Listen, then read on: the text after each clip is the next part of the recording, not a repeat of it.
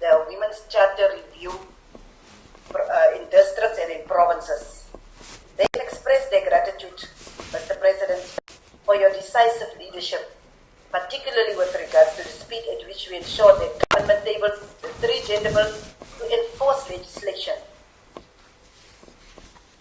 Furthermore, the issue, Mr. President, is that many women still feel that more efforts must be employed to intervene consistently to ensure that we change the attitude of the police and the justice sector to the plight of gender-based violence victims or survivors. They are also requesting that we expedite forensic processes for victims of rape in particular. So, Mr. President, I want to ask just, is there a process of ensuring that gender-based violence hotspots have more support services such as the forensic testing, while facilitating, and that is the most important one, continuous engagement with our police force to show the necessary compassion and empathy towards victims of gender-based violence, particularly at our police stations, at our crime scenes of gender-based violence, as well as at the safe houses or the one-stop centers the President is speaking about. Just that question, Honorable President. Thank you very much. Thank you very much, Honorable President. Thank you very much, Honorable Chairperson. With regard to how we want to improve the hotspots, you're absolutely right that one of the better ways is to capacitate them and to make sure that they are also able to conduct forensic investigations, and also to say to the police that the police themselves should be well trained, and we have embarked on a massive training process for our police that when they have to handle gender-based violence cases, they should be able to do it in a way where they show compassion, they show understanding, and they show full support to victims of gender-based violence.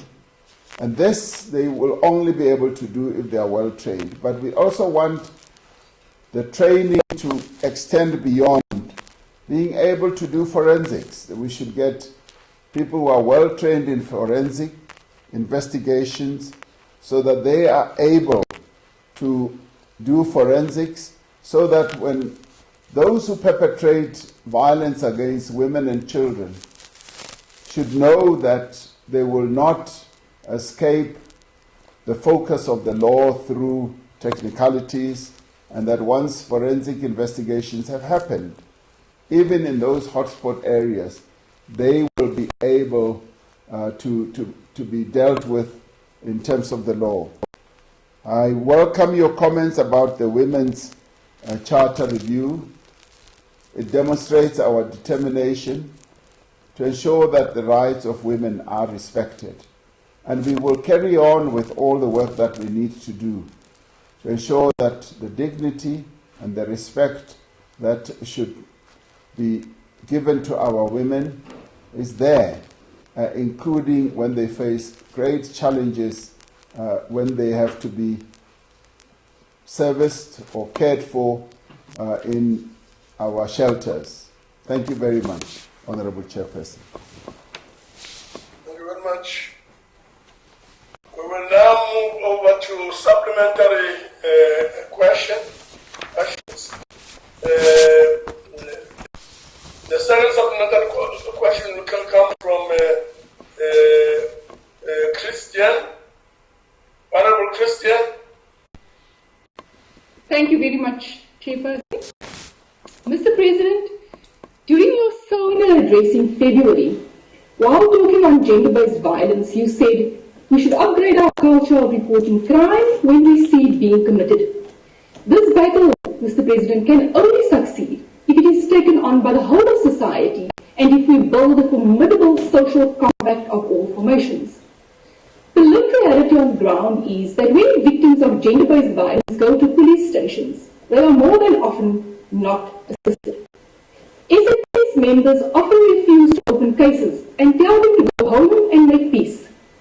Where victims are too far from police stations, They are not assisted because stations are under-resourced and have insufficient vehicles to get out to what many officers consider to be a lesser crime.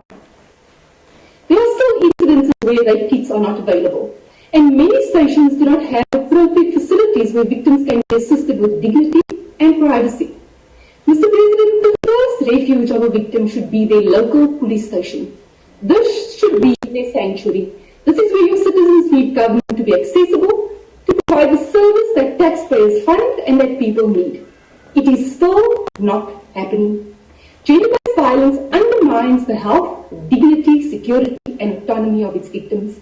Yet, in South Africa, it still remains shrouded in a culture of silence. Mr. President, time to talk is over. It is time to take serious action. Will you instruct Minister Tele to issue a national instruction to ensure that all gender-based violence cases are opened on request of victims, and that every station be improved to ensure victims are treated with the respect that they deserve? And furthermore, will you undertake to ensure that each and every police station in South Africa is capacitated with a person who is appropriately trained in order to assist victims of gender-based violence with respect and dignity? Thank you, Chairperson. Honorable President. Thank you, Honorable Chairperson. I want to support what Honorable Christian has said, and matters that she has put before us are precisely the matters that we continue to address.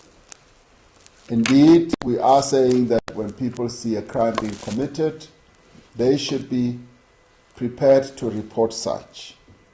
But more particularly when it comes to victims of gender-based violence. She complains that they are not assisted as much as we would like them to be. Yes, there are such isolated cases, but we are improving on an ongoing basis. We are now working very hard to make sure that every police station has a desk just dedicated to dealing with gender-based violence cases. We're also making sure that every police station has the kits that are necessary to deal with rape cases. We want to ensure that every station has well-trained people, police officers, who will be able to deal with these cases, so that no police station should ever be able to turn any woman or any child away. Yes, we also want every police station to be the very first place of refuge for the women of our country and for the children of our country. Things have, however, improved from what they used to be, and we want to keep on improving on an ongoing basis. A number of police stations now have well-trained personnel who are able to, with empathy, deal with various cases that have to do with gender-based violence. Yes, we continue directing Minister Cele to make sure that the police stations are turned into good places of refuge. We will continue insisting that every police station should have the necessary kits, and that every police station should indeed have personnel who are not going to turn people away. We have heard a number of stories where people are turned away, women are turned away, and we want to minimize this as much as possible and to bring it to an end so that the women in our country are no longer turned away when they go to complain in our police stations. And I'd like to thank Honorable Christian for raising these matters, because they are serious and we will continue improving as I suggested. Thank you very much, Honorable Chairperson. Thank you very much, President. The third supplementary question will come from Honorable M.O. Mukause. Honorable Mukause. Thank you, Chairperson. Mr. President, we cannot talk about gender-based violence without taking into cognizance the effect and extent to which LGBTQIA plus community is affected and yet excluded, Mr. President, when mapping out policies and intervention related to gender-based violence. Considering, Mr. President, the incompetence and lack of sensitivity training of South African police service members when dealing with domestic violence cases of a heteronormative nature and based on the will change when dealing with transgender, intersex, gay, lesbians, and all other related complaints, Mr. President, can you today assure the LGBTQIA plus community of your commitment in making sure that all their complaints are going to be taken at all levels of police station and be attended to? Thank you. Honorable President.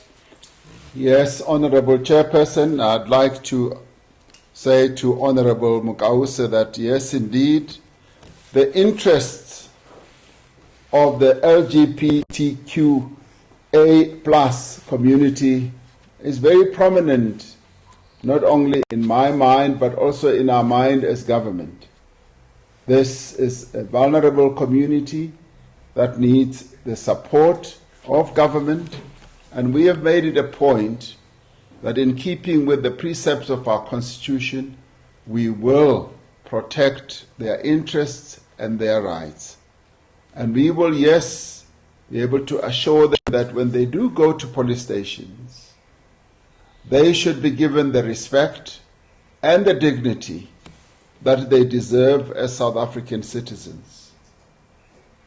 Their condition is such that support, respect, and recognition should be given and offered to them. In our various policies, we always go out of our way to ensure that we do highlight the needs and the situation of the LGBTQA plus community. So that we are prepared to do, and I'm willing to continue extending that message to our South African Police Service personnel and insist that they should take care to treat this community with the respect that it deserves. But thank you very much for raising the matter. Thank you. The fourth supplementary question will come from Honorable Mfaela. Honorable Chairperson, Honorable President, regarding the fact that police officers often have little understanding of the provision of various legislation which result in some sexual offences not being filed properly and subsequently not resulting in a successful prosecution. I would like to know whether the government has any mechanism in place to improve efficiency in the SAPS. Thank you, Mr. President. Honorable President. Thank you, Honorable Chairperson. I'd like to say to Honorable Mfaela that yes, we continue to make efforts to upskill our personnel, to reskill them, and to make sure that their skill base keeps improving on an ongoing basis. The work-based learning discipline and culture is being inculcated in the public service and also particularly in the police service. As I said earlier, we are ensuring that every police station does have a police officer or officers who are well-schooled, well-trained, and well-skilled in the way in which these very sensitive crimes should be handled, particularly because these are crimes that have victims that are vulnerable, and that need a deep understanding of how people should be cared for. They have victims as women and children, and these are the citizens that we need to show a great deal of compassion to. So the skilling of our officers has to be directed at making sure that they handle these matters with the sensitivity that is required. But more importantly, that as they investigate these matters, they should be focusing on how the perpetrators can be brought to book and can be punished for the crimes that they perpetrate against the women and the children of our country. So the focus then has to be compassion, but it also has to be a resolute determination to make sure that they do get convictions, so that those who perpetrate these acts do not go scot-free, that they are dealt with effectively by the arm of the law. Thank you, Honorable Chairperson. No, thank you very much, Mr. President. We will now move on to question number 2. And this question is asked by Honorable Labus Kachne and is directed to the President. Honorable President.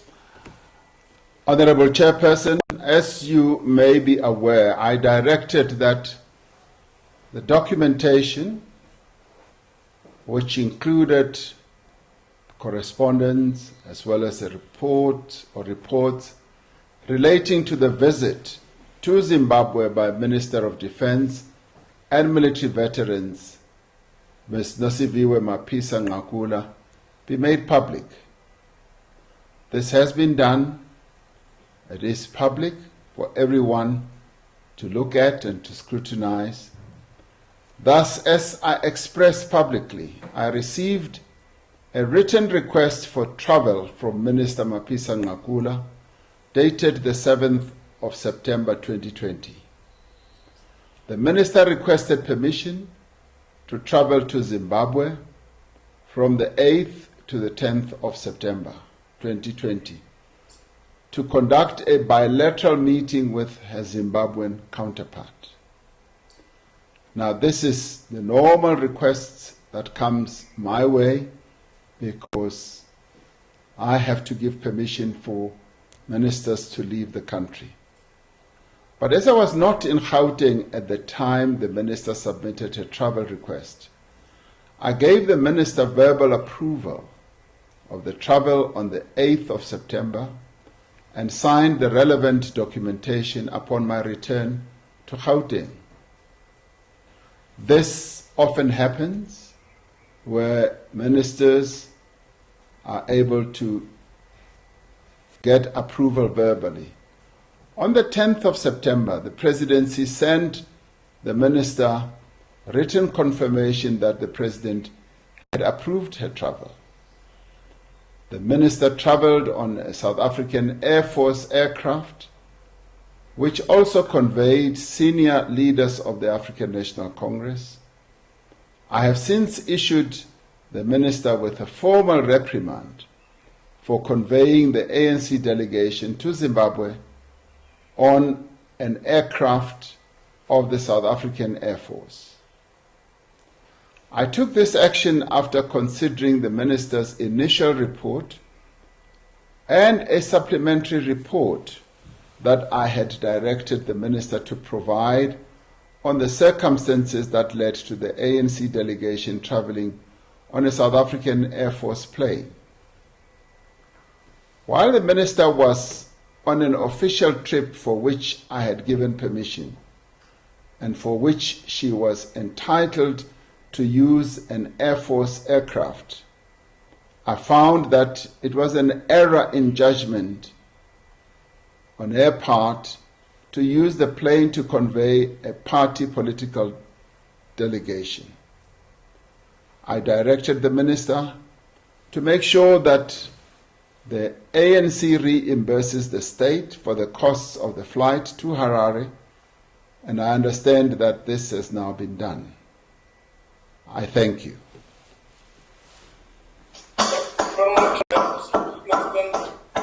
Honorable Labuskachne, any follow-up? Thank you, Chairperson. Thank you for the answer, Mr. President. There have been rumors that you plan to fire the Minister of Defence. It seems rather ironic considering the inconsistent facts that have come out of this quagmire that possibly implicate you as well. According to the Minister's report that you referred to, the public one, not the supplementary one, to you regarding the diplomatic trip, you approved the said trip on the 10th of September. As you said now, it was written on the 10th. But that was a full day after the delegation returned. This would surely mean the Minister acted in contravention of the Ministerial Handbook, which requires approval 2 weeks in advance. However, on the 1st October, your office released a statement saying you gave the verbal approval for the trip on the 8th. That was exactly the day when the Minister and the delegation left. This shows that both you and the Minister contravened the Ministerial Handbook because the handbook says 2 weeks in advance. And if that is a practice, it is a big problem. It is your responsibility and your legal duty to properly apply your mind to all legal requirements before approval. It is also very suspicious that after the delegation returned and only after public outrage, you chose to give written approval for the trip. This clearly indicates you attempted to cover your tracks from any wrongdoing, but the facts are clear, Mr. President. The truth is, you did not give verbal approval. That was a last-minute attempt at a cover-up by your office to provide you with some distance from this matter. And Minister, you also didn't give me what were the grounds for the approval of this trip and for the people in it. Although you said you found it that it's wrong, but what were the grounds? Mr. President, why did you lie to the South African public?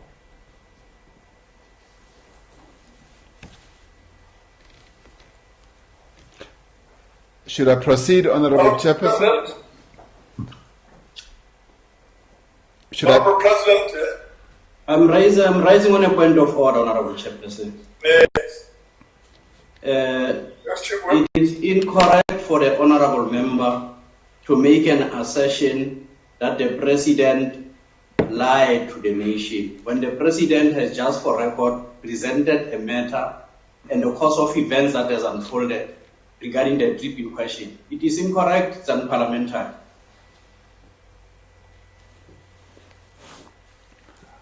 Thanks. Honorable Labuskachne,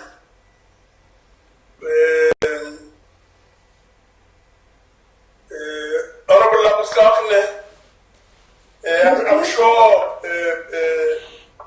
you'll understand as I make the comment that the whole question of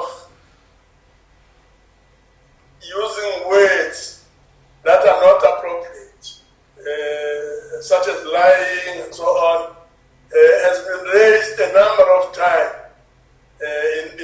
in the House.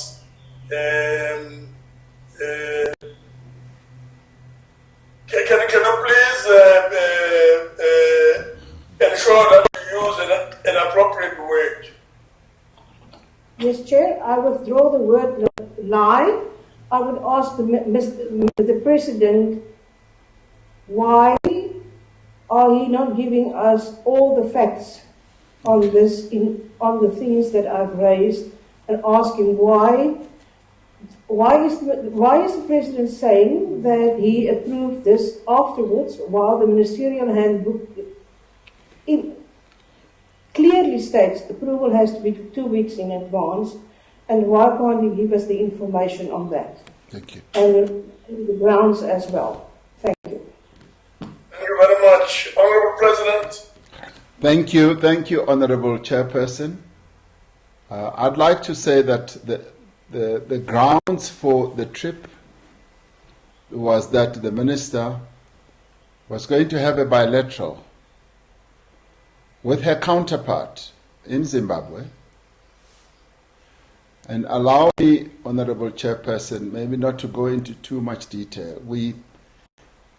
This meeting was going to take place in the wake of an earlier meeting that had taken place of the organ of SADC, which had to deal with a number of security matters that affect a number of countries in our region, and also have to deal with a very tricky and delicate situation in one of our member states. And they, as Ministers of Defense, have been involved in discussions on how best some of these very difficult, tricky security matters can be dealt with. And that required a fairly urgent meeting to be held, which then takes me to what is set out in the ministerial handbook. It is true that we have a notice period, say, of 2 weeks, but it has often happened where matters happen on an exigency basis, on an urgent basis, where ministers have to meet either their counterparts or travel outside the country. There are some trips that are well planned in advance, but some that have to be embarked upon at short notice. Short notice to deal with real urgent matters. And let me say that all members of Cabinet do not leave the Republic of South Africa without seeking permission from the President. So the President has to sign off on every minister's ex-South African trip. And that's precisely what happened. And I did say in my initial answer that I was not in Gauteng when the permission was sought. The Minister explained to me the reason for the trip, which I was quite aware of, and I gave permission, and later penned the permission down as required by our processes. So that is precisely what happened. Thank you, Honourable Chairperson. Thank you very much, Mr. President. The second supplementary question comes from Honourable Dango. Mr. President, the majority of members in this House endorses and applauds the timely corrective measures implemented by yourself regarding the flight to Zimbabwe. My question, Mr. President, is to the timing of urgent action required to resolve conflicts in the SADC region, including Zimbabwe, through SA's foreign policy of facilitating just and equitable peace through negotiation, as opposed to gunboat diplomacy. Further, in my limited experience of witnessing attempts to silence the guns, second-track diplomacy at times is more successful than regular diplomatic channels. Again, the question of urgency arises to urge the AU organ seized with the matter to engage in African challenges, African solutions to African problems. Further saying, Mr. President, I have had the occasion outside the country of having to leave wherever I was in 2 hours, never mind 24. Thank you very much. Thank you very much, Honourable President. Well, thank you very much, Honourable Chairperson. I could not agree more with what Ambassador Dango has said. The type of diplomacy that we have to get involved in requires quite a lot of dexterity. It requires flexibility as well, all within the confines of our rules and processes and the law. We are living in a period where the security of many countries is challenged, and where we need to ensure that we make every effort to not only silence the guns, but to prevent the guns from erupting. And as one does that, we need to embark on, yes, second-track diplomacy. We need to embark on diplomatic efforts of a positive nature where we will prevent conflict erupting and where we will be seeking to engage in talks and collaboration with a variety of countries in our region. And this should be seen as having been part of that. Thank you very much, Honorable Chairperson. Thank you, Mr. President. We'll move over to the third supplementary question from Honorable A.B. Klute. Honorable Klute. Thank you, Chairperson. I think we should, Mr. President, we shouldn't confuse the issues at hand. The one is the diplomatic travel. That's the one issue, but there's another issue that's being missed, and that it's at the time the lockdown regulations imposed in terms of the National Disaster Management stipulated very clearly that all international travel is prohibited, except in exceptional cases and only if approval was obtained beforehand. Now, Minister Zulu also stated that the ANC's team had been mandated by the National Executive Committee to go, and hinted that due to the COVID-19 lockdown, it had no other means to go to Harare. Now, considering that the diplomatic visit was in fact also an ANC trip, since the ANC already acknowledged this and basically paid back the money. Mr. President, are you of view that the regulations were contravened, and if so, what actions will be taken against those individuals who were in contraventions of those regulations? Honorable President. Thank you, Honorable Chairperson, Honorable Klute.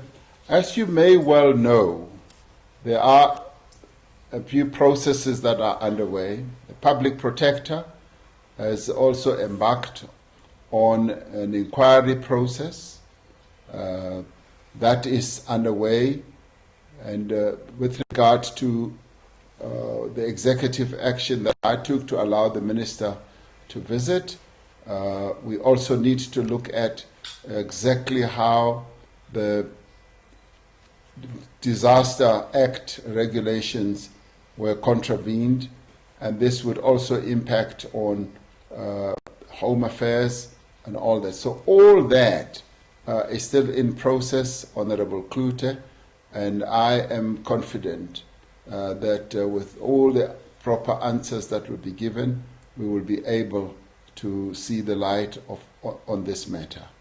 Thank you very much, Honorable Chairperson. The fourth supplementary question comes from Honorable Emma Mukause. Mukause.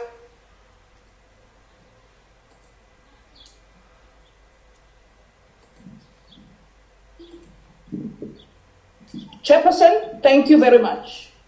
Mr. President, the most spectacular thing to emerge out of this Zimbabwean trip is how you yourself, Mr. President, conveniently removed yourself from any responsibility for a trip which your members of the party you lead, mandated by yourself, undertook using state resources. But Mr. President, that is not our interest in this matter. The situation in Zimbabwe is deteriorating daily, and there's a complete disregard for the rule of law by authorities in Zimbabwe. What is the long-term situation to the problems of Zimbabwe, Mr. President? And what actions are you taking to ensure that there's a rule of law in the country and to make sure that Mnangagwa and his people accept democratic outcomes in future? Thank you. Honorable President. Thank you, Honorable Chairperson, Honorable Mukause. The Republic of Zimbabwe is a sovereign state. Much as it is a sovereign state, it is also a country that has sister countries in the region, united under SADC. And the developments in Zimbabwe, therefore, are of interest, not only to Zimbabwe, but also to other countries in the region. And we, in ensuring that we live as good neighbors with Zimbabwe, and indeed it with other countries, have been paying interest in what is unfolding in Zimbabwe. And to this end, I appointed envoys, led by former Minister Sidney Mufamadi. And they went to Zimbabwe and had a discussion and a dialogue process with the leadership of Zimbabwe, including President Mnangagwa. And they returned and reported back to me. And the governing party, at a party-to-party level, felt that it also needed to engage with ZANU-PF in Zimbabwe. And all this is a clear demonstration of South Africa's interest in what is happening in Zimbabwe, whilst acknowledging, recognizing that Zimbabwe is a sovereign state. It is a state which is a sister country to ours in the region, and we have deep dealings with Zimbabwe at a number of levels. And when there are issues between us, we need to sit down and discuss those. And we continue to be in dialogue with Zimbabwe at a number of levels, economically, socially, matters of transport, matters of immigration, and also, in the end, yes, human rights. So all these matters are discussed. We have exchanges and discussions, and as we speak now, there are going to be further discussions and deliberations between ourselves, yes, and our colleagues and comrades in Zimbabwe. This matter requires our attention on both sides, as we are neighbors, and we have to continue being good neighbors in the interests of the people of both Zimbabwe and South Africa. This we never forget. Thank you very much, Honorable Chairperson.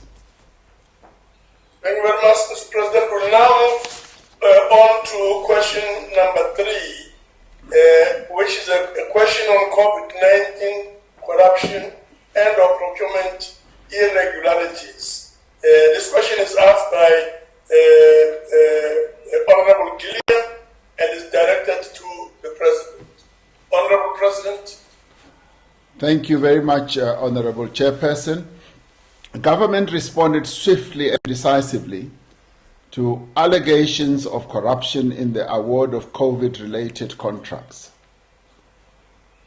The measures it has taken include the establishment of a fusion center which brings together 9 law enforcement agencies with a view to sharing information and resources and ensuring that there is a coordinated response to dealing with acts of criminality.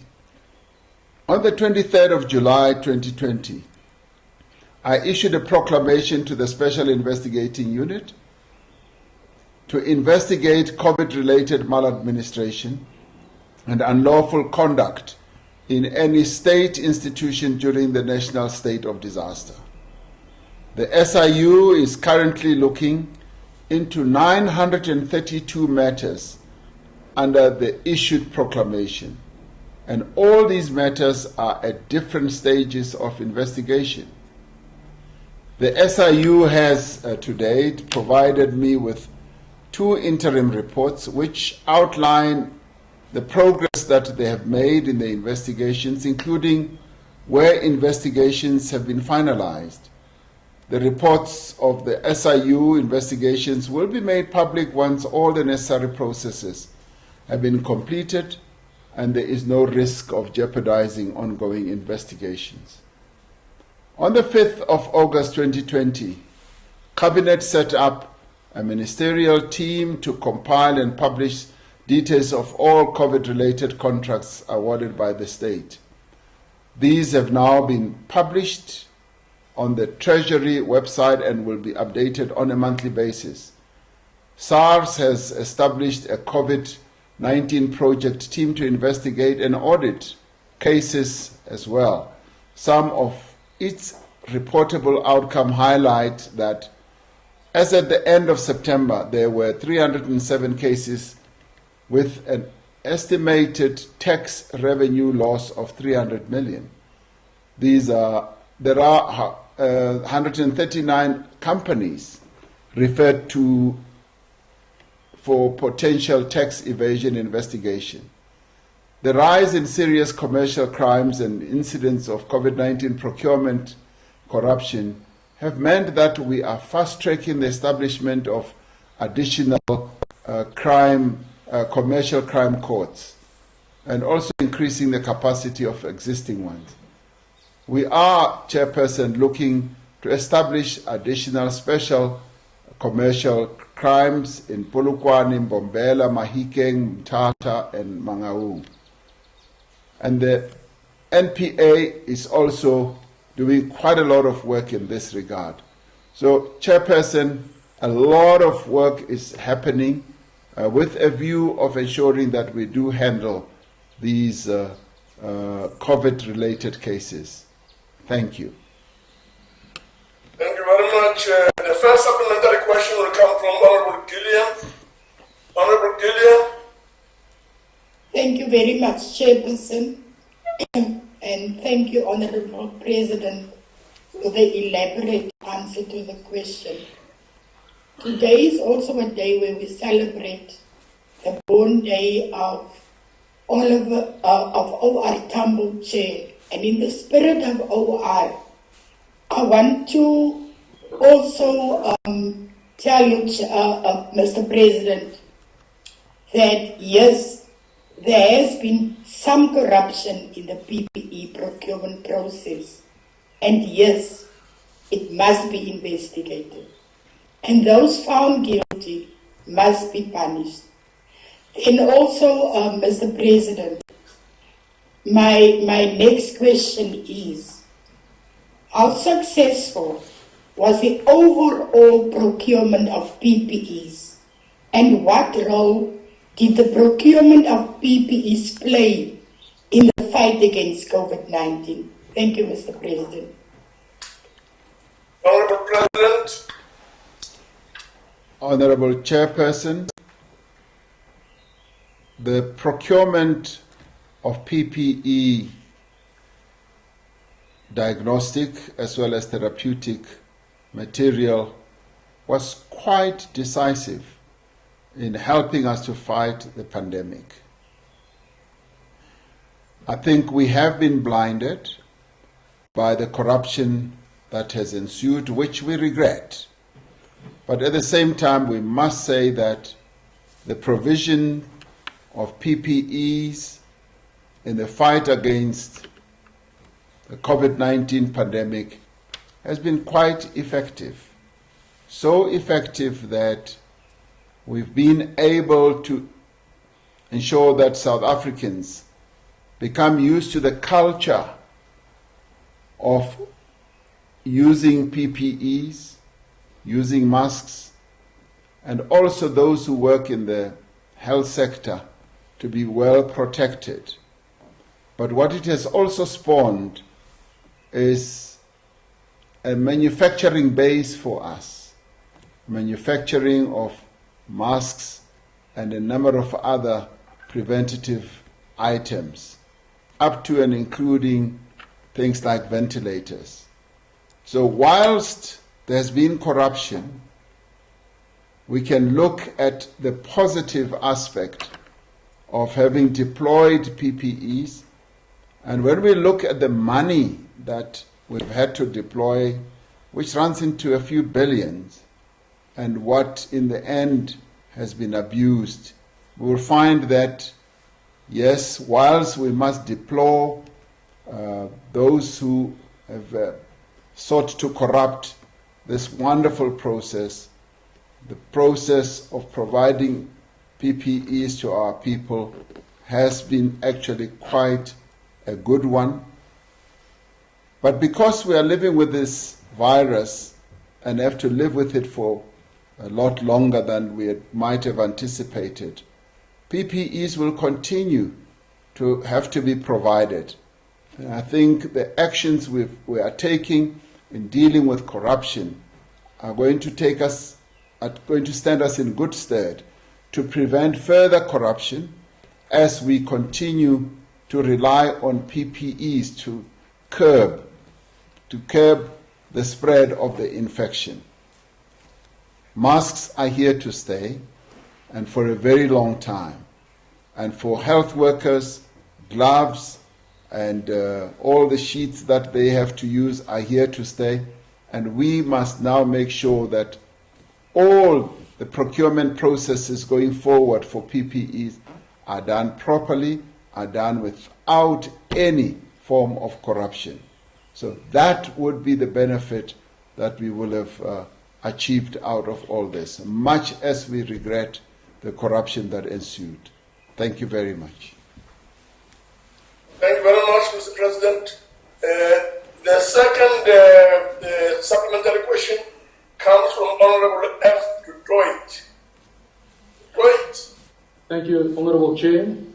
Mr. President, initially you indicated that corruption will not be tolerated during the pandemic. You were so serious about this that you met with the Auditor General where it was decided that a real-time audit would be conducted.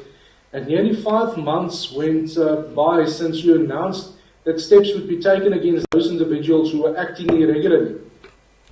My question is, were you made aware of possible corruption in real time during this time? And did you act immediately against those individuals? Thank you, Chair. Honorable President. Thank you, Honorable Chairperson.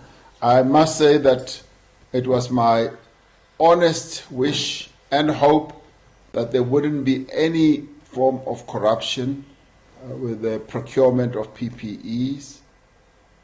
And it was to this end that I had a discussion with the Auditor General, where, as we discussed the matter, the Auditor General said, we will be able to do audits as this process unfolds, and we should be able to get an indication of how it is unfolding.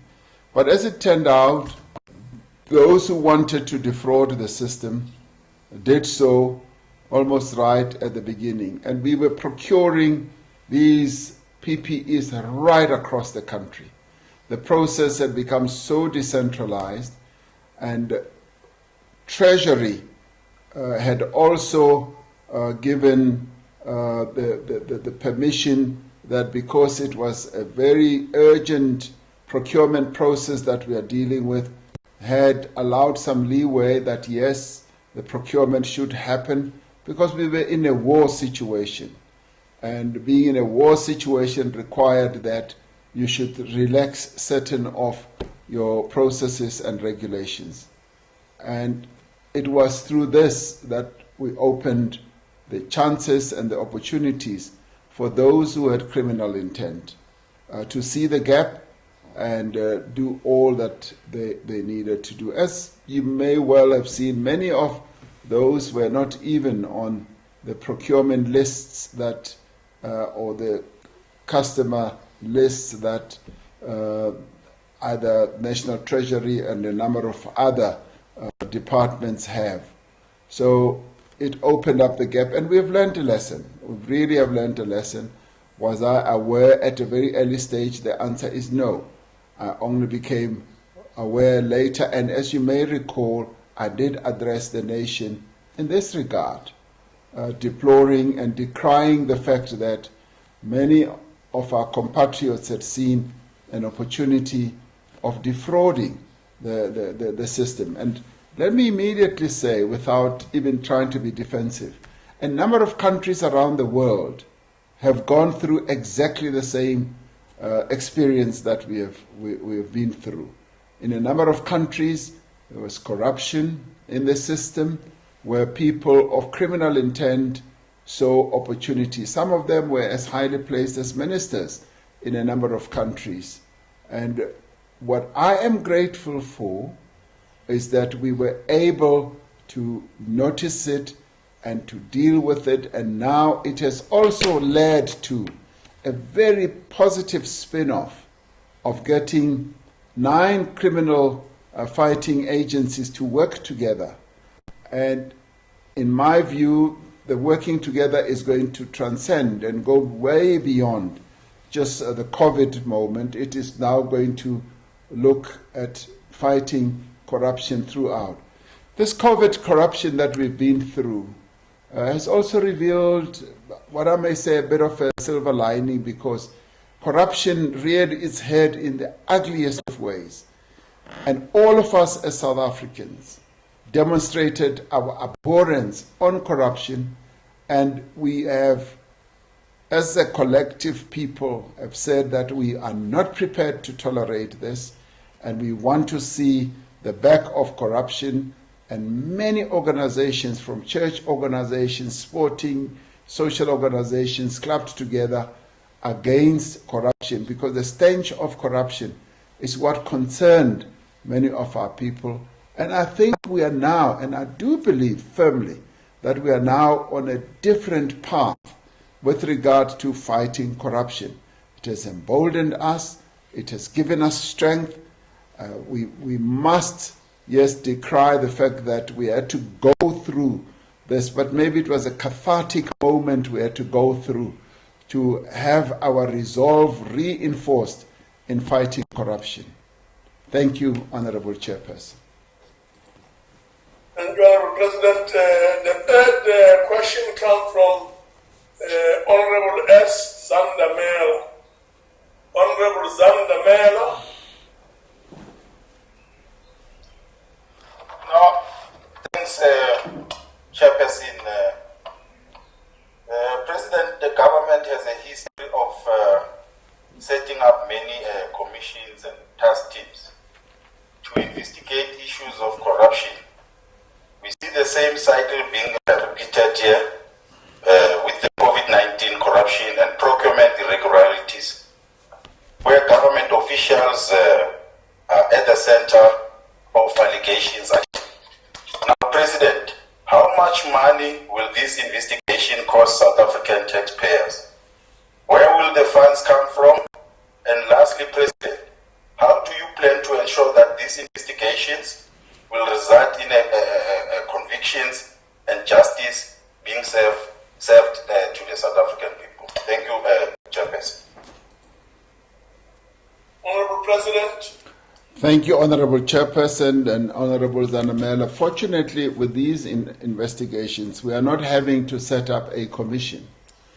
We are utilizing existing institutions. 9 of them are united in investigating all this. These are institutions that exist, and all we have done is to strengthen their resolve, get them to work on a specific issue and see how well they are going to work. And through that, we build a foundation for future collaboration and working together. Prior to this, they didn't even really work together or share information, and now they do. They already have personnel in each of all these institutions.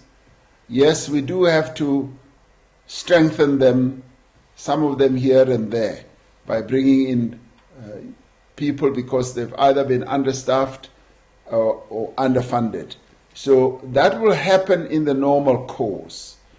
And in the normal processes of doing their work, they will be able to investigate all as they already are. They've already identified the number of cases, and working together they've done so. So the costs are going to be much more reduced than they ordinarily would have been if we had set up a commission of inquiry.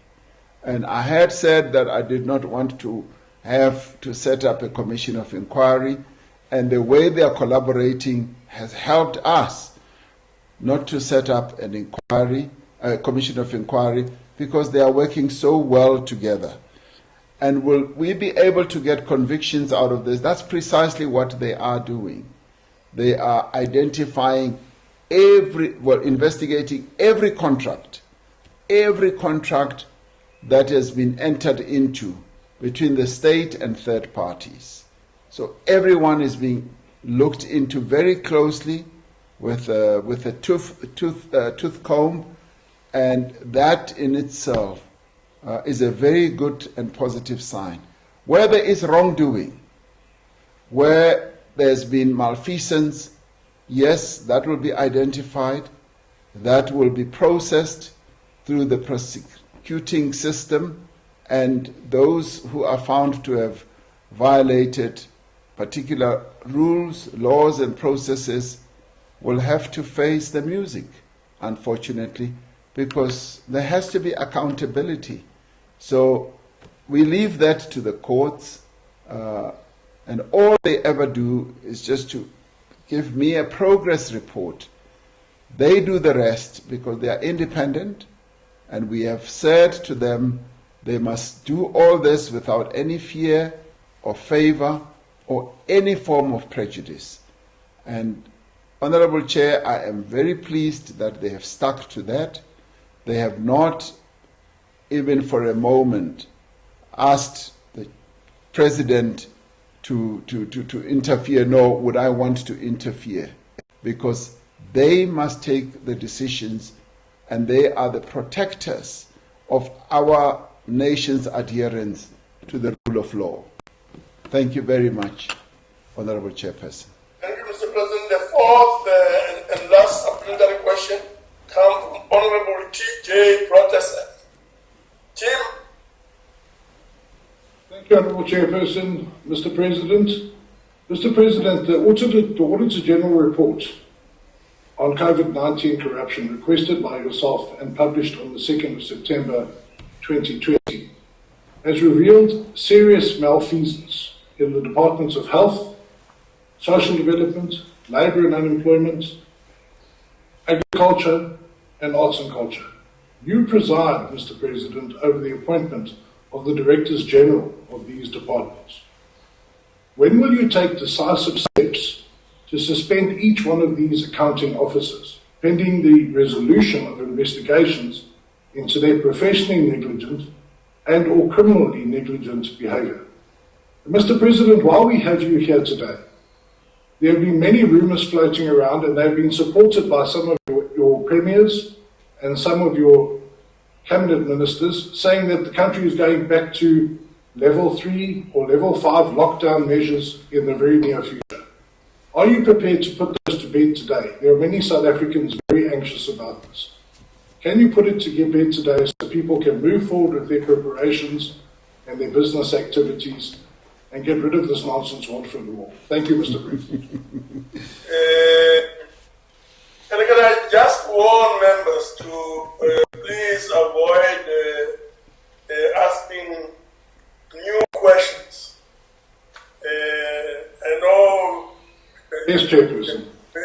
I'm sure the President will help. But let's not do that. Thank you, Chairperson. Let's proceed. Honourable President. Thank you, Honourable Chairperson, for seeking to save me there. Let me say that, yes, unfortunately, there have been reports of malfeasance, which are most disturbing. Malfeasance that has been found in a number of departments in government. That was one of the reasons why we empowered the special investigating unit to investigate, working together with all other criminal justice entities to investigate all these contracts and the PPE procurement process. Now that is underway, and we are going to get reports on who did what, how they did it, where they did it, and what it cost. So I would like to invite all of us to wait for the moment when that report will come through, so that we are then able to deal with all these matters holistically. And let's not put the cart in front of the horse at this point in time. With regard to these rumors that are going around,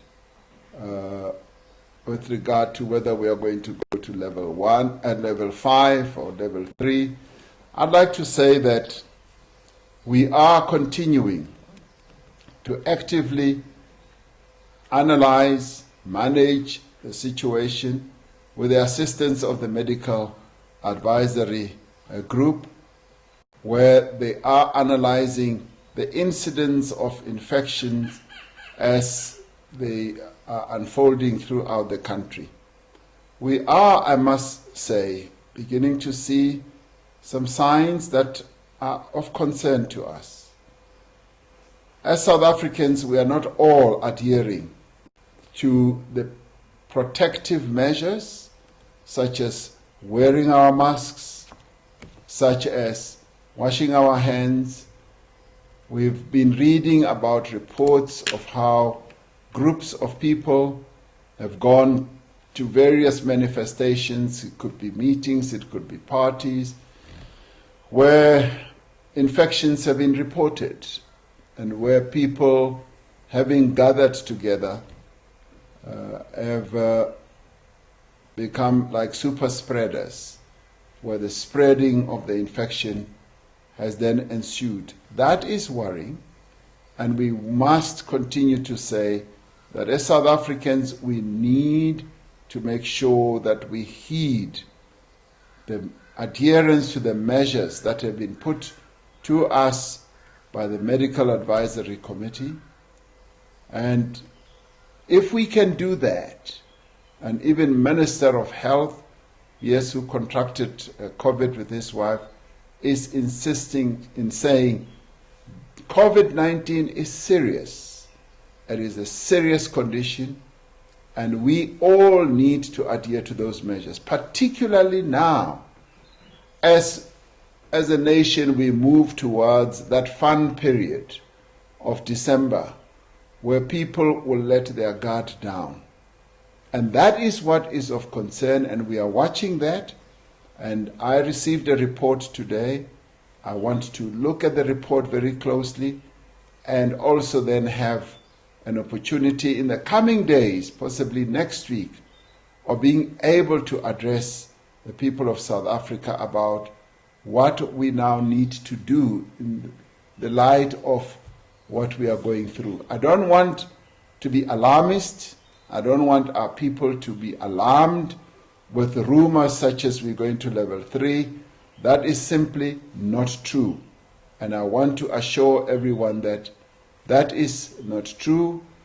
If it ever gets there, I will be the one to advise the nation where we are and where we are going to. For now, all we need to do is to adhere to our preventative measures. Wear your mask. I was at a function today unveiling the statue of our revered leader, Oliver Reginald Tambo, at OR Tambo Airport. I was pleasantly pleased, Honorable Chairperson, that everyone who was at that function wore a mask. Everyone, without exception. Everyone wore a mask. And if all of us as South Africans were to do precisely that, wear a mask every time we are in public, that will go a long, long way in limiting the number of infections. So, but we will talk about that in the coming week. But at the moment, Honourable Member, we are observing the situation. So there is no need to be alarmed. Thank you very much. Thank you very much. We'll now move on to the next question, which is question 4, on sustainability of municipalities. This question is being raised and taken by A.B. Klute and is directed to the President. Honorable President. Honorable Chairperson and honorable members, there are many municipalities that have been experiencing severe difficulties in achieving financial sustainability, but also difficulties in providing services to their residents. This is mainly due to poor governance and leadership failures, also weakening oversight and accountability, as well as poor coordination among different spheres of the state. For many municipalities, there is a broader problem of limited revenue base, where there is insufficient economic activity to meet the needs of our residents. And this is possibly the number one problem that many of our municipalities are having. The Department of Cooperative Governance and Traditional Affairs and National Treasury are working on a strategy to jointly support dysfunctional municipalities in a coherent as well as a coordinated manner.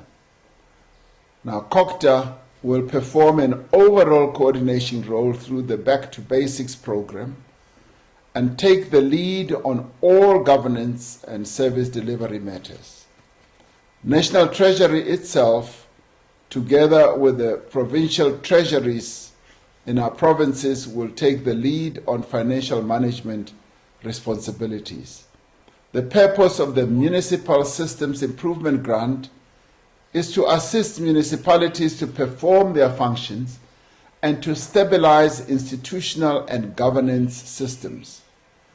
In this financial year alone, the grant aims to support municipalities through the implementation of the Integrated Urban Development Framework and in the improvement of their data management records, as well as their infrastructure at the IT level. It also aims to support and monitor municipalities in the implementation of the district development model, particularly in the rolling out of staffing regulations and competency frameworks. In the past, various support programs and capacity building grants have been introduced, and these have been aimed at improving capacity in performance of the local government sphere. Due to the uncoordinated and fragmented nature of local government, we have found that it is necessary that we should proceed with these programs, and many of them have yielded some outcomes, but not all the desired outcomes that we wish for. The repurposing of the Municipal Systems Improvement Grant will be aligned to the district development model. Now, this approach in itself ensures that the district municipalities and their local municipalities will receive evidence-based support programs on an ongoing basis. Honorable Chairperson, in conclusion, I wish to commend the various provincial delegations to the NCOP for the visits that they are undertaking as part of the Provincial Oversight Week to respective provinces under the theme ensuring capable and financially sound municipalities. These visits demonstrate the importance that this House, the NCOP, places on the effective functioning of municipalities in our country, particularly because municipalities are the front line of service provision and local development. I thank you. Thank you very much, Mr. President. The first supplementary question comes from Honorable Klute. Honorable Klute. Thank you, Chairperson. Thank you, Mr. President. I wish I could have asked you to come and visit Machabeng, or could have visited Machabeng the past week in the Free State, where residents for nearly a week didn't have water. But Mr. President, and they do have a mayor, and we are working with that in the Free State. But Mr. President, it's apparent that municipalities are not staffed adequately. These officials are either not willing or not able, or both. In the meantime, the government has embarked on a program that's not sustainable. South Africans can simply not afford to pay nearly R1 billion every year for consultants, whilst municipalities should be able to be self-reliant. Mr. President, in the meantime, unions are holding not only government but ultimately residents ransom with poor performances and poor performance management results.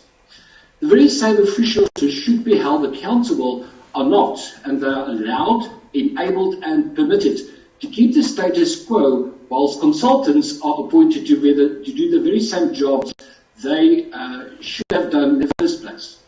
And we've seen the AG's reports, Mr. President. Ultimately, municipalities show no improvement of finances and service delivery. We are paying double, Mr. President, for no improvement, and the AG said this in his recent report. So what's the plan, Mr. President? Should municipalities, whose salaries by average amount to 60% of their budgets, continue to allow municipal officials to be unable or unwilling, or both, and let consultants do their work? Or should your party's catered appointment policy be reconsidered and capable and willing people be appointed in municipalities? Thank you, Chairperson. Thank you, Mr. President. Honorable President. Thank you, Honorable Chairperson, Honorable Klute. The story that you are relating, I am familiar with it. And it is precisely this story that we are making all efforts to put right. We know that a number of officials who are either occupying key positions may not be well qualified to be in those positions. And those, as you say, who are unwilling or incapable of performing those tasks need to be dealt with, because it's quite clear if they can't do the work or if they are not willing to do the work, they don't belong where they are right now. When we say we want to go back to basics, it basically means it's not only how the work should be done, it is also about the people who will do the work in a dedicated manner, completely committed to serving the people of South Africa, where we will have capable people, people with the know-how, the skills, and that is why we're putting so much emphasis on training, on making sure that people are well skilled and they are well capable in doing their work. We want to turn this ship around. We want our municipalities to provide high quality services to our people. And they're able to do so if we've got the right people in the right jobs, performing absolutely high-end tasks and services to our people. We will be able to move forward effectively with our Back to Basics program by adhering to modern methods of delivering service to our people, making sure those who provide those services are well skilled. Where skills are weak and short, we need to train those people, empower them with good skills. And when we do so, that will also lift their morale, and their level of productivity will also go up. So we've got to use a combination of approaches to make sure in the end that good services are delivered to our people. This we are committed to doing, and the Back to Basics program is going to encompass all this so that in the end our municipalities are better positioned than what they are. There are, however, some really outstanding municipalities, one must say. Municipalities that produce really good results, both financially and operationally, who are also able to collect revenue from residents and are able to give a good service to our people. We must applaud those. We must support those that have shown weaknesses, and we must correct those municipalities where there's been total dysfunctionality. And I'm sure that we should be able to turn the corner in no time as we move forward. Thank you, Honorable Chairperson. Thank you very much, Honorable President. We'll move on to the second supplementary question from Honorable Ryder. I know that he has been having some problems connecting. But Honorable Ryder, are you there? I'm here, Chair. Thank you very much. Okay, there's. Thank you, Chair, and thank you, Mr. President. Mr. President, there are a number of municipalities that are failing right now. Now, your district model that you've told us is going to be the solution is going to take a substantial amount of time to implement. The skills are just not in place to make it work, and the pilot projects are already showing problems because one size simply doesn't fit all. So if we look at the Mfuleni municipality, it's collapsing with sewer and electricity issues that are not being resolved. The Free State has got not one functioning municipality in the eyes of the Auditor General and of Ratings Africa. Nelson Mandela Bay losing more than 46% of its expensive treated potable water through a leaky system during a water crisis. 4 municipalities in the Northern Cape had their power supply from Eskom cut 2 weeks ago. And the Mpofana municipality in KwaZulu-Natal is also sitting with the same problem. Emarafeni and Governor Mbeki municipalities in Mpumalanga owe Eskom 6.3 billion rand. And Mokgalakwena local municipality in Limpopo sits with 1.13 billion in unauthorized, irregular and wasteful expenditure. The entire Northwest province had to be placed under administration in 2018 because not even the then provincial government was able to support local government. I'm not telling you anything you don't know, Mr. President. The only standout here, and you alluded to it, it's the Western Cape, where things seem to be working satisfactorily, if not always perfectly. When is the question coming? We need an answer now. What is your plan to give South Africans the basic services that they are paying for, that they were promised by your government, and that they deserved? Now, Mr. President. Honorable President. Thank you, Honorable Chairperson, Honorable Ryder. The problems and the challenges that you have articulated are well known to us as South Africans. We know the challenges, the pain and the anguish that many of our people who live in some of those municipalities are going through. And the municipal sector is generally facing enormous challenges in our country.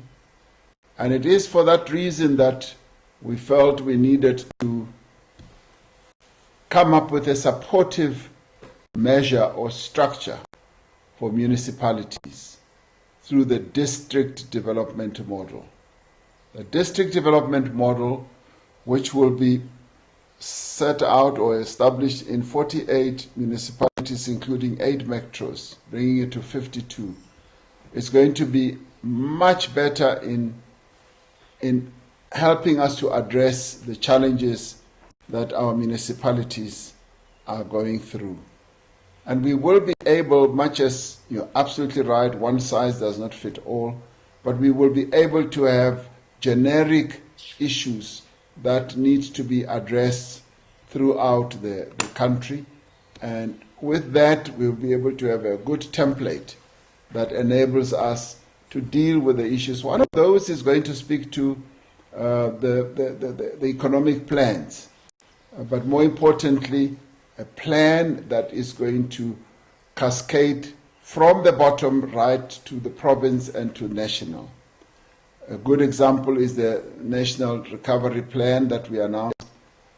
I'm pleased to say that our districts are looking at it very closely to see how best it can apply to them. Our infrastructure plan is also focused on various provinces, but at the district level as well. That's where implementation is going to be. So we are going to be addressing the governance issues as well as the financial issues as we deal with the development process for many of these municipalities. We now have a system, we now have a template that we can use to improve the municipalities of our country. And I have no doubt that that is going to give more focus to our municipalities, because implementing our recovery plan through infrastructure, through better governance, is going to ensure that, yes, those municipalities become more focused, but it will also help to incentivize the people who work in those municipalities. So we are looking forward to a virtuous circle emerging in all our municipalities. And yes, some things will take time, but I have no doubt that we have embarked on a wonderful system that is going to ensure that government works in an integrated way, both at a national, provincial, and local government level, not in a desperate way, in a divided way. It is going to be a joined-up government focusing on the implementation of one plan, one district, one municipality, and one national department and one government. So we are on the path. Having realized what our weaknesses are, our challenges are, we are on the path to ensure that we do put things right. And we will, Honorable Ryder. Thank you very much. Thank you very much, Mr. President. The third supplementary question comes from Honorable S.E. Faeda. Honorable Faeda. Honorable Chairperson Nyambosa, Honorable President, in view of the 6.5 billion municipal irregular expenditure in KwaZulu-Natal, does the government have any mechanism in place to tackle non-compliance to legislation, policies and procedure that govern good administration in KZN municipalities? I thank you, Chair. Honorable President. Yes, Honorable Chairperson, we have said that we do want accountability. Accountability is one of the most important elements of our governance process.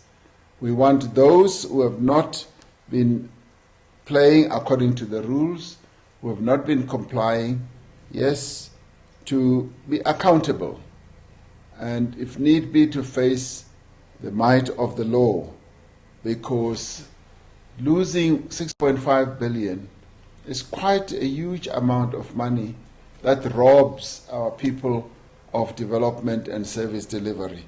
So yes, we want compliance and compliance and compliance, and those who do not comply, they must know that we will not tolerate that. Thank you very much, Honorable Chairperson.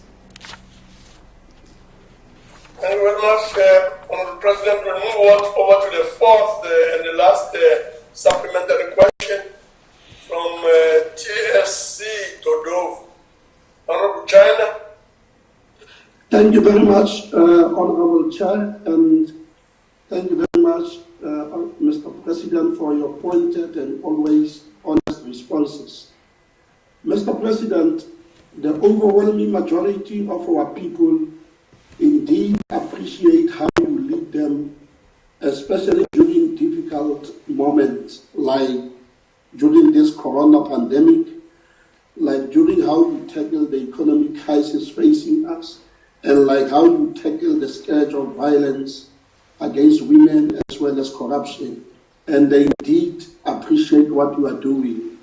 And your leadership reminds them how President Oliver Tambo, who we are celebrating his birthday today, provided leadership to them in prosecuting the struggle for national liberation. Now, indeed, we agree with you, Honorable President, that there is a need for municipal turnaround, that we need to turn around the situation in our municipalities. And my question is, in view of this, are you as the head of state confident and satisfied that the measures that your government has put in place, like the district development plan, like the municipal finance improvement grant, like the skill revolution that is needed at municipal level, will ensure that our municipalities become capable and financially viable? Are you confident and satisfied that these measures will help us to improve that situation? Thank you, Chairperson. Honorable President. Yes, thank you, Honorable Chairperson, Honorable Dodovu. I am confident that we will be able to turn things around. I'd like to believe that we can't get much worse than where we are now. Everybody agrees that many of our municipalities are dysfunctional for a variety of reasons that I set out. And one of those is, unfortunately, that many of them do not have a viable tax base. Because when you don't have a source of revenue that is viable, and you have to rely on the central fiscus, it becomes a problem. However, having said that, we've now established various mechanisms. The first was the Back to Basics one, and we've also come with the district development model. But the overarching one is how we want to get on to strengthen the state. And I have said that the top priority that we should have is that we should strengthen the capacity of the state. When we first announced or delivered the State of the Nation, we started with the economy and all that and ended up with the state at the bottom. And I felt that we now need to focus more on improving the capacity of the state. Because when we are able to improve the capacity of the state at all levels, local, provincial, and national level, we are then able to address some of the challenges that we face. It is more and more of an efficient state, committed state that is developmental, that is ethical, that we will be able to have better outcomes, and we are determined to get to that level. So I am confident that we will indeed be able to accede to higher levels of governance, much as it may be difficult at a number of levels, but we will get there. That is the plan, that is the mission, that is the determination. Thank you very much, Honorable Chairperson. Thank you very much, Mr. President. We will then move on to the next question, which is question 5, on investigations into COVID-19 fund wrongdoings. This question is being put forward by Honorable T.J. Protestant and is directed to the President. Honorable President. Honorable Chairperson, the Special Investigating Unit has made progress, as I was saying earlier, in their investigation since the promulgation was issued on the 23rd of July 2020. The SIU is currently investigating 1,274 contracts from 85 departments, provinces, municipalities, and public entities. That's the combined cohort of entities where investigations are happening. To date, it has referred 34 criminal matters to the NPA and 33 disciplinary referrals to the state institutions. The SCU has instituted cases in the Special Tribunal for Cancellation of Contracts to the value of 223 million rand and the recovery of funds. The investigations are ongoing, as I said. As I indicated earlier, the reports of the SIU will be made public once all the necessary processes have been completed and there is no risk of jeopardizing ongoing investigations. I wish to commend the SIU for the really outstanding work that they have been doing under very difficult circumstances and conditions to have these investigations completed urgently and diligently. And they have assured me that they are pulling out all stops and they are laying out their very best personnel to investigate all these areas. They know what is at stake. It is the national standing of our country. It is the ethos of our country. That is what is at stake. And they are now working around the clock to make sure that they investigate these so that we can be redeemed as a nation. That ensures that there is accountability, there is follow-through if one transgresses the provisions and regulations of our laws. So I wish them luck, I wish them strength as they continue to do their work. Thank you very much, Honorable Chairperson. Thank you, Mr. President. Let's move on then to the first supplementary question by Tim Protestant. Tim. Thank you, Chairperson. There will be no surprises on this one. Mr. Chairperson, Mr. President, thank you for your reply. And Mr. President, I'm sure that many South Africans will be encouraged by your reply.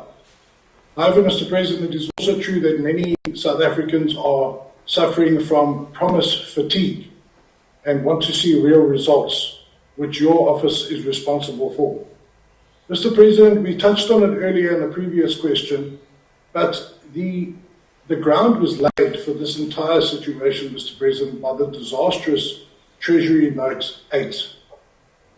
That director from Treasury suspended the conditions of the PFMA and literally flung open the barn door for the corruption hyenas to move in and eat at will. This happened on your watch, Mr. President. Can you take South Africa into your confidence and acknowledge that that mistake was made? Can you advise South Africans how you will immediately move to get rid of Treasury Note 8 and make sure that all procurement of PPEs happens according to the correct PFMA regulations? And will you please acknowledge the massive mistake and the lack of foresight made by your government for the corruption that happened and the consequences thereof? Thank you, Mr. President. Honorable President. Thank you, Honorable Chairperson. I did say earlier that, this issue of the procurement of PPEs happened in the wake of the worst health disaster that our country has ever faced since 1918. In 1918, our population was much smaller than what it is now. And as this disaster of COVID-19 descended on us, and as we locked down the country, as we embarked on the biggest health response we've ever seen in the history of this country, it became necessary that we should characterize this, what we were going through, as an absolute emergency situation. In an emergency, and let me digress for a moment, In Cabinet, we debated long and hard, and this also included debates in various political parties, whether we needed to utilize the emergency laws as allowed in our constitution, or whether we should go with disaster management. We went with Disaster Act, but Disaster Act also means that you're facing an emergency situation, which then allows you to put in suspense a number of other processes. And it is this that inspired Treasury to say, as we are dealing with this disaster, we do need to act quickly. We do need to procure PPEs for health workers, because we couldn't expose our health workers to infections. And unfortunately, a number of them have since contracted the disease and have died. But we also knew that the nation needed protection, and protection could only be found by procuring these PPEs, and we could only procure them quickly, fast enough, yes, through the Treasury suspending the regulations for PFMA, which is possible and is done in terms of that provision.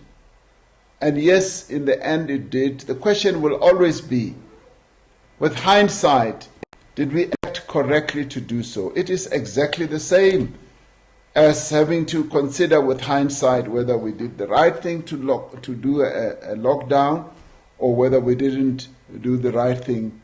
And in the end, it's not so much that it's a value judgment. It's the fact that it was a decision that had to be taken, and it was a leadership decision. If anybody has to be blamed, I should be blamed, because as President of the Republic, I had to say this is where we should go, because we were facing a very dangerous situation, and I characterized it akin to a war situation, because we faced a very dangerous situation where many of our people could die. And yes, decisions had to be taken. And with those decisions, obviously comes risks. And of course, one of the risks was precisely what I was talking about earlier, that there would be people who would see gaps, people with evil and criminal intent then saw the gaps. But let me say to you, we are not the only country that has experienced what we have. Many other countries around the world also suspended their normal regulations and embarked on an emergency footing that enabled their treasuries or their procurement agencies or entities to procure therapeutics, diagnostics on a fast basis. And remember, we were also competing against a number of countries in the world. There was a time when, as we wanted to procure, we were told that, no, all, the PPEs that you ever wanted have all been bought by your more developed economic countries. They've bought everything. And so we were involved in a race against time, and we needed to act very quickly. And unfortunately, the risk was there are those who took advantage of us. And with hindsight now, we now know that we need to be better prepared for any pandemic that could come or any similar type of calamity. So in this regard, I must say that I think we acted as well as we could have. And now we are involved in following up those who were involved in malfeasance. And this, as I've said earlier, could be seen as the silver line, because it basically means that we've drawn a line in the sand against corruption as a nation that we will no longer allow people to be involved in corruption now and into the future.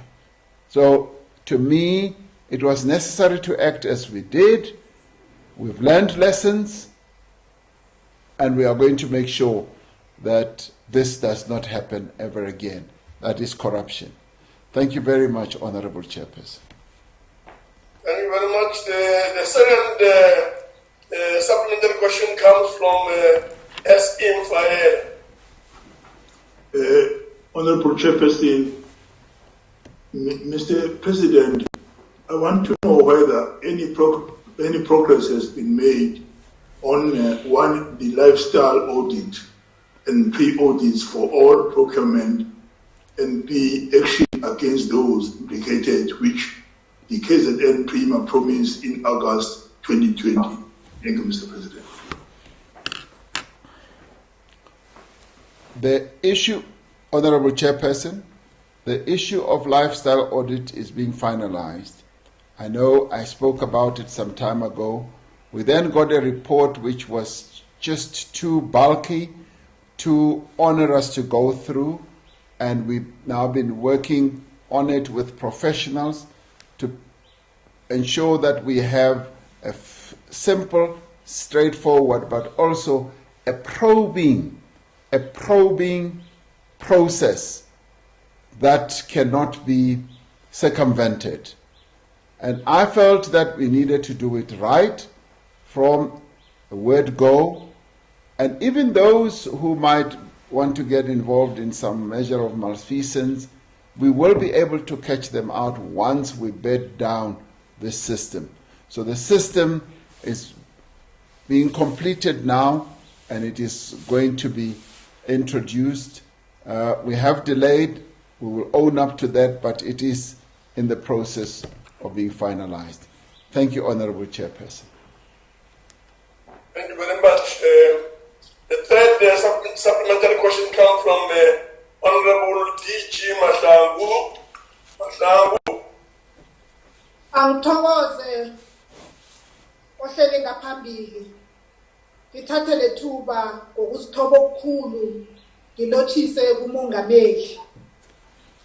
Honorable President, as a prelude to my follow-up question, allow me to join millions of South Africans to congratulate your leadership during these trying times for restoring critical, comprehensive and capabilities in our criminal justice system.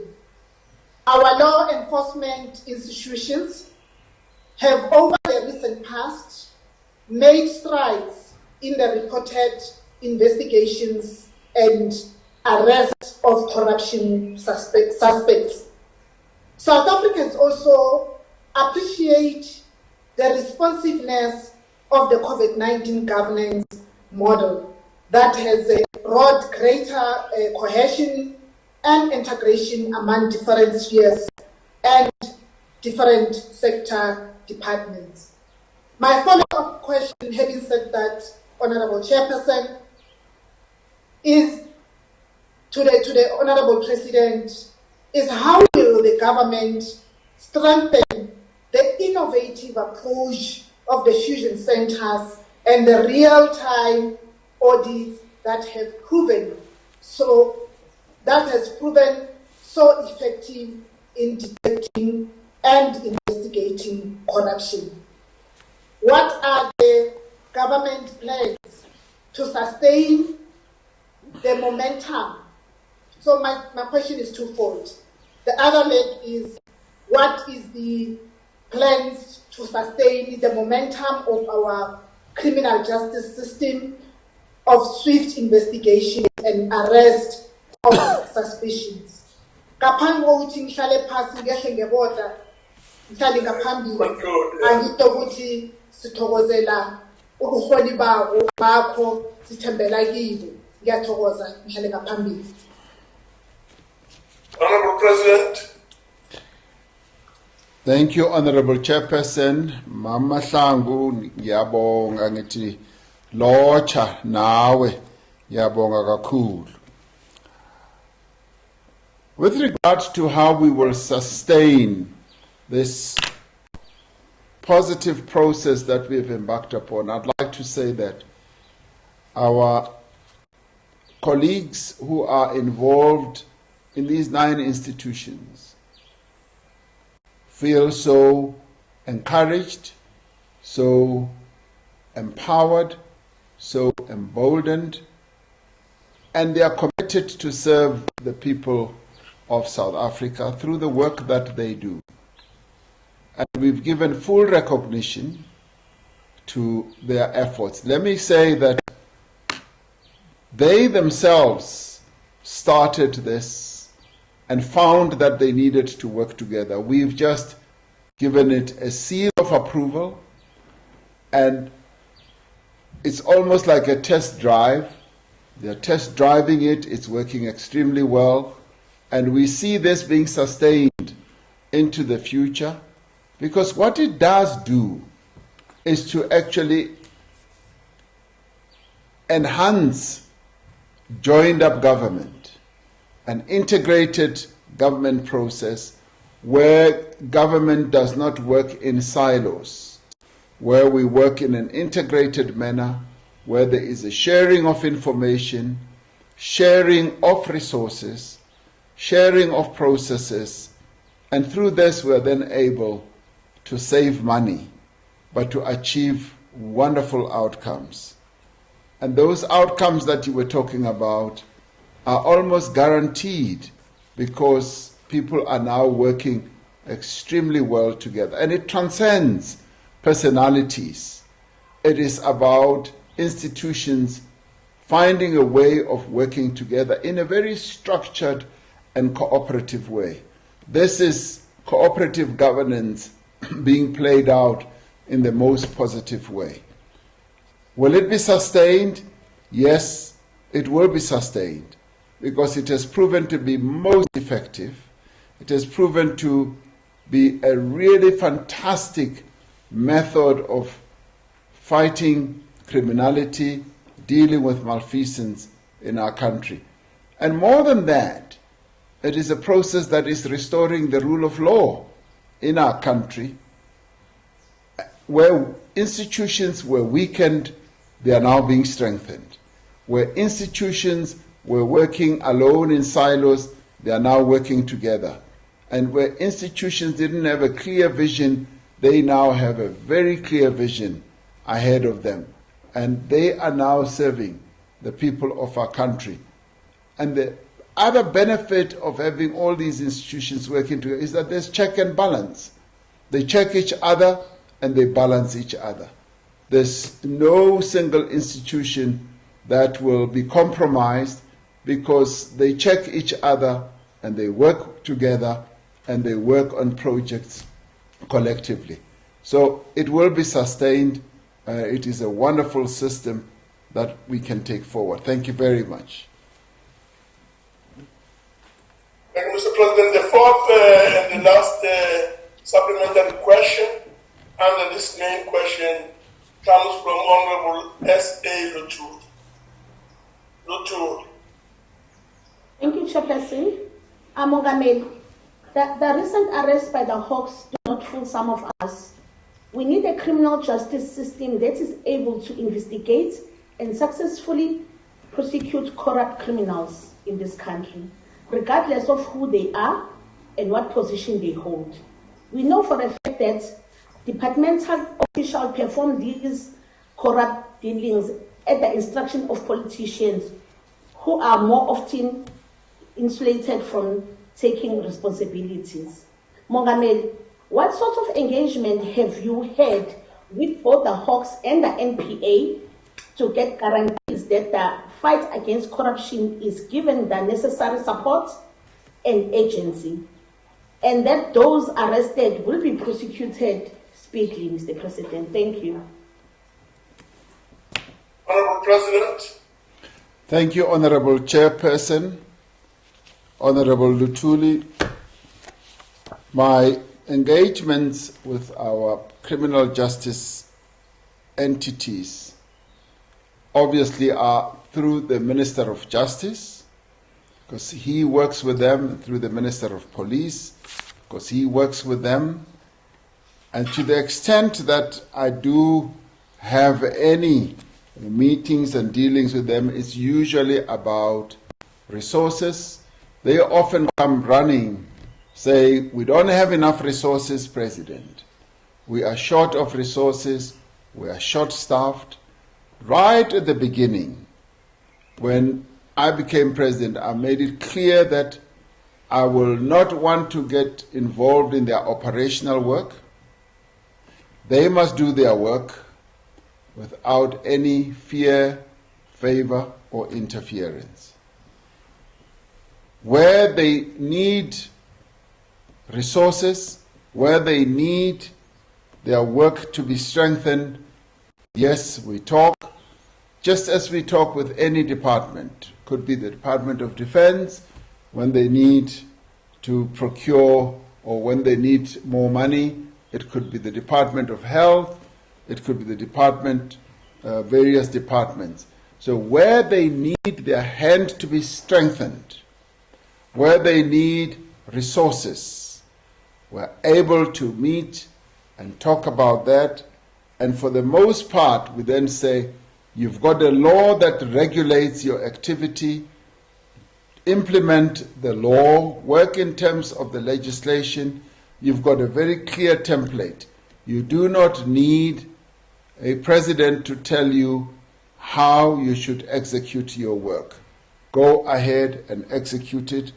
The support that you need in the form of either equipment, in the form of personnel, in the form of, just enabling your processes, yes, can come and lean on the president, who will then lean on the treasury. But then again, all these things are set out in budgets. So it becomes a lot easier. It is a very easy conversation because all I need to do is to encourage people to do their work and to say that you become loyal and you become faithful to the people of South Africa and not to an individual. Thank you very much. Thank you very much, Honorable President. We now move over to the last question, main question, and that's question number 6. And this question is about public transport infrastructure restoration.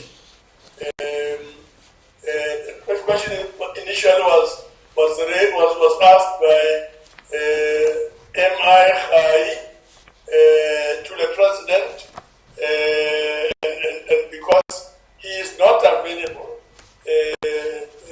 today, he has not been well present, but he is not available. The question will then be in the name of Honorable Muima. Honorable President. Thank you, Honorable Chairperson and Honorable Members. The continuous damage, the sabotage, the theft, and the vandalism that we've been experiencing of our rail infrastructure is one of the worst forms of economic crime in our country. It has a direct impact and bearing on the lives of millions of South Africans who rely on commuter rail services to travel to work and to study. It undermines economic growth and places a further strain on public resources. As we mobilize resources for a substantial investment in commuter rail infrastructure as part of the announced Economic Reconstruction and Recovery Plan, we are taking decisive measures to improve security on these various rail lines. The National Treasury has granted approval of 900 million rand for the implementation of the PRASA security plan to combat theft and vandalism of the rail infrastructure. Part of the plan is to immediately appoint security personnel to deploy remotely piloted aircraft systems to conduct virtual patrols of high-risk infrastructure. This capability will work together with specialized investigations and armed response. The plan will also involve the creation of an internal security capability for armed response, control room operations, as well as increasing the number of physical security officials on the ground. I must say that this has already commenced. An e-guarding solution will be introduced for the protection of mission-critical assets such as substations for electricity, relay rooms, and communication sites. With early warning security technology and defense security systems. The plan will also introduce specialized investigations with legal support and access to criminal laboratories. We believe that this capability will improve the quality of investigation reports, leading to an improved prosecution rate. As we substantially improve security measures on the commuter rail network, our most effective defense against such crimes is in the end the vigilance of rail users and their active involvement in the efforts to protect this very vital national resource. So we call on all South Africans to take a stand against these types of crimes and be part of the effort to build a public transport that is safe and reliable, as well as an affordable public transport system. This type of public transport will be in the service of our people to transport the millions of South Africans on a daily basis from home to work, students from home to study, and many others who travel from home to various places. And we want this to be done with safety and in comfort as well. Thank you very much, Honorable Chairperson. No, thank you very much, Mr. President. And now for the first supplementary question, Honorable Muima. Thank you, National Chair. And let me also take this opportunity to express my gratitude to the President in a detailed manner and comprehensive way in which he responded to the complex question around vandalism and theft of our rail commuter assets. Indeed, the leadership that the President is displaying is a clear illustration that he learned a lot from the epitome and the paradox of sense of leadership that was displayed by our President Oliver Reginald Tambo, keep it up, President. The leadership that he displayed also in our economic reconstruction and recovery plan is a clear illustration of that sense of leadership. President, you will concede that there is consensus that theft and destruction of public revenue is a challenge, and this you have also displayed by signing on July 20 the Critical Infrastructure Act, which indeed is also a reinforcement to the Criminal Amendment Act, which is mainly geared towards punishing the perpetrators of economic sabotage. In this regard, it will be interesting to know from the President whether has there been any multidisciplinary study that was conducted to ensure the efficacy of the existing legislation to make out appropriate punishment for this crime? If not, why not? And if so, what are the relevant details? Thank you, President.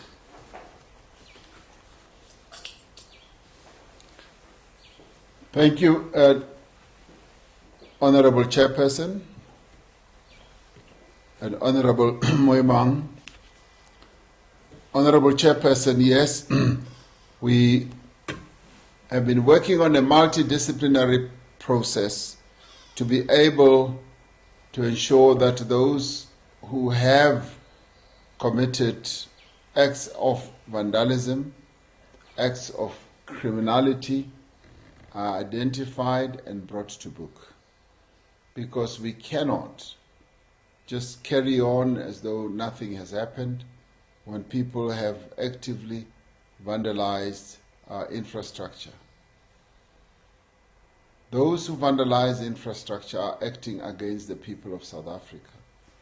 And we therefore need to ensure that they are dealt with and effectively. So as we protect this infrastructure, we also are embarking on making sure that we identify very, very thoroughly those who have been involved in vandalizing and destroying and stealing infrastructure that is meant to support the livelihoods of our people. So we will be proceeding, and it will be foolhardy to give the full details here, because we don't want to make those people who have been involved in this any wiser, because we've got to make sure that we stop the scourge of destroying infrastructure that is meant to improve the quality of life of our people as they travel from place to place. Thank you, Honorable Chairperson. Thank you very much. The second supplementary question comes from Honorable Arnold. Arnold. Thank you, Chairperson. Thank you, Chairperson. Mr. President, indeed, theft and vandalism of critical railway infrastructure not only places the lives and livelihoods of those who rely on trains in danger, but also dire consequences for the economy. But bearing in mind, Mr. President, that it is your government that has presided over the systematic degradation of public transport infrastructure, and without a reliable and dependable public transport system, there will be no economic growth in the country. So we need to hear from you the specific targets, because every time you're coming and with decisive measures to improve, but I think we need to see those targets in terms of what you are saying. And then what will you do to ensure that the rail system is protected from vandalism? You have mentioned some of it, but I think if we go out and if we ask communities, we can see there's no tangible difference in what we see in the country. And then the other question is, have you find out that these acts of vandalism are deliberately the acts of sabotage? Thank you, Chairperson. Honorable President. Thank you, Honorable Chairperson. Do we have reliable targets? The answer is yes. And what steps are we taking? We're taking lots of steps. And as I said earlier, we've going to be implementing a number of projects supported by the finance that the Treasury has allocated. We're going to make sure that we beef up the security at the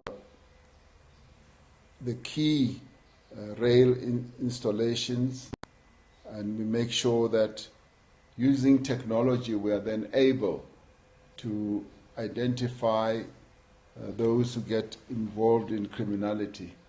We will be using drones to oversee the rail lines. We will be using all manner of technology, and security effort that we are going to put into this is aimed at ensuring that there is no vandalizing of these important assets. You are absolutely right, Honorable Arnolds, that the transport system is extremely important, and our task is to safeguard that, and our task is to ensure that it works as efficiently as possible, because it is really the lifeline that supports our economy. People being able to move up and down, being economically active, can only happen if you've got an important rail line being supported by a variety of initiatives that we are going to embark upon. So I can assure you that we are going to protect our rail line. We've got funding that has been set aside for that, and that is our aim, and that is our resolve. Thank you very much, Mr. Chairperson. Thank you very much. The next supplementary question, the third one is from Honorable Detroit. Honorable Detroit. Thank you, Honorable Chair. Mr. President, it's quite a coincidence. During the lockdown period, I posed a written question to you that speaks to priorities of crime prevention. And if you allow me, I want to quote 2 paragraphs of the answer that I received. Open quotes: the operational deployment of SAPS members is informed by the crime threat analysis and the crime pattern analysis.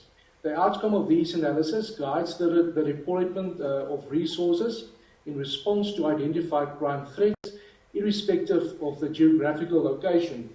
And then the last paragraph: government is committed to a crime prevention approach that values lives and the property of all South Africans equally, and will continue to deploy law enforcement personnel and other resources according to the assessed need. Now, Mr. President, during the lockdown period, between 230 and 300,000 South Africans were arrested for contraventions of the COVID regulations. And if your answer that you gave me is correct, my question is, the crime pattern analysis and the crime threat analysis, was that not done with regards to the vandalism caused on railways and about 2,000 schools? That's the first one. And if I can make a note, if we did act, if government did act according to a crime threat analysis that was supposed to have been made, 900 million rand from the PRASA security plan wouldn't have had to be spent now at this time. Thank you, Chair. Honorable President. Thank you, Honorable Chairperson. Well, this is funding that has been found to be necessary to both deal with the security situation and in some instances also to see how best we can identify the way in which we can restore what has been destroyed. So this is necessary money that will help to deal with this very situation. We could go into a lengthy conversation about what led people to embark on acts of vandalism in the way that they did. They were motivated by a variety of things. It could have been frustration, it could have been criminal act, particularly those who vandalized schools, which I found also most disturbing, just as disturbing as I found the vandalizing of rail network stations. So all these things have to be looked at in a holistic manner. We need to look at them and try to curb them as much as we possibly can. Indeed, we need to curb school vandalization. We need to curb station vandalization, rail line vandalization. So our problem is multifarious. It's very broad, and we cannot just limit our problem to one area only. We need to look at all, and I'm sure that when we do so, we will find that we are able to find solutions, because we will be doing so in a much clearer and pointed way. So I'm confident that with the efforts that we are now going to put in place, we will be able to go to the bottom of what causes people to embark on these acts. Thank you very much, Honorable Chairperson. Thank you very much. The last supplementary question is from Honorable T.J. Protestants. Jim. Thank you, Chairperson, and thank you for your brilliant handling of the session today. Mr. President, of all the freight moved in South Africa, only 3% of that freight is moved by rail. And that has had a massive impact on our national roads network. And this has primarily been as a result of the theft and vandalism of our rail infrastructure. Now, Mr. President, when you were Deputy President and I was a member of the National Assembly, we passed the Criminal Matters Amendment Act in the National Assembly, and it came into effect on the 1st of June 2016. That act allowed the state to impose a sentence of up to 30 years of somebody who vandalized or stole state infrastructure, such as rail infrastructure. Unfortunately, the government which you now lead, Mr. President, failed in its duty to have an implementation plan. And as a result, the Critical Infrastructure Protection Act, which Honourable Moyumang referred to, was only passed. In fact, it was only presented to you for your signature in December 2019 and only came into effect this year. The end result of that, Mr. President, the end result of the dilly-dallying of your government, is that since 2016 there has been only one conviction in terms of that legislation. Now, Mr. President, can you explain why your government has waited 4 years to get the right qualifying legislation in place to properly deal with the miscreants that are stealing and vandalizing our rail infrastructure and costing us South Africa's billions and billions of rands? Can you please answer why your government has failed in that regard? Thank you. Honourable President. Thank you very much. If you care to know, I'm just as frustrated as you are about the length of time we take to either pass an amendment or pass a law. I think the lead time to passing laws that should be aimed at solving social problems, economic problems, needs to be much shortened. We need to see the time that we take to embark on law process, reform or otherwise, being much more shortened. And yes, we do find that in the course of time, we are unable to effect the changes that will enhance economic performance, that will also improve the lives of our people, and criminal activity just continues to increase. So I'm just as frustrated as you are, and I'd like to see that addressed. And I'd like to see how we can shorten that time so that we don't wait for too long to have laws amended or passed in Parliament. But having said that, our resolve is now much more stronger. And there would have been a number of problems where, for instance, the criminal justice system was not as alert as it should have been on a number of these matters, on getting convictions. I think we are now going to get into top gear. We are now going to be able to ensure that those who get involved in acts of malfeasance are able to face the might of the law as quickly as possible. It should never have been that in all this period only one person has been able to get a conviction. Our intention is very, very clear in terms of the Criminal Matters Amendment Act, that in the end we do want severe sentences of up to 30 years for people found guilty of these horrible and horrendous criminal activities. We will get there. The resolve is there. I'm particularly pleased with the way that our criminal justice entities are now functioning, because they will leave no stone unturned in order to make sure that things are done properly in our country, within the parameters of the laws that we have. That is what gives me hope. We're returning to a state that most South Africans have always yearned to see, that our institutions work better, that our institutions are seen to be working for all the people of South Africa and not just a few. So we are on the way to being better and to reforming, and I look forward to walking this journey with all of you as we move forward, indeed, to build the South Africa, yes, the South Africa of our dreams.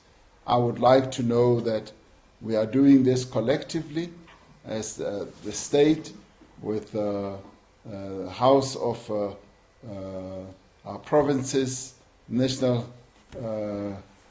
House of our provinces, as well as the National Assembly, and all of us in the executive working together with the various entities that make up our state, including the judiciary. This, Honorable Chairperson, is a promise that we've made to the people of South Africa. All of us, as we were sworn in as members of this parliament, I think it's a promise that we must keep up to. And I say, moving forward, we're going to make things happen, and they're going to be a lot brighter. Thank you very much, Honorable Chairperson. Thank you. Thank you very much, Honorable President. As we conclude, honorable members, please allow me to thank the President on behalf of the NCOP for availing himself to answer our questions. Delegates, that concludes the business of the day. The House is now adjourned. Thank you very much. Thank you.